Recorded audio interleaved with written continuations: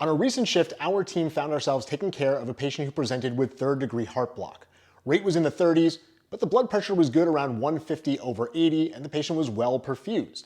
The initial thought from the team is let's slap on some transcutaneous pacemaker pads, send them up to the CCU, and they can get a permanent pacemaker placed tomorrow. I don't love this plan because of all of the problems I've seen with transcutaneous pacing. The first big thing is that transcutaneous pads don't always capture. We don't have great data here, but this study shows that up to 25% of patients will never obtain capture with transcutaneous pads. Number two is that transcutaneous pacing is extremely uncomfortable for the patient. The patient doesn't love getting shocked 60 to 80 times per minute. It requires you to give an analgesic, and that can bring on its own problems. Number three is that over time, transcutaneous pacing loses capture even if you initially achieve it.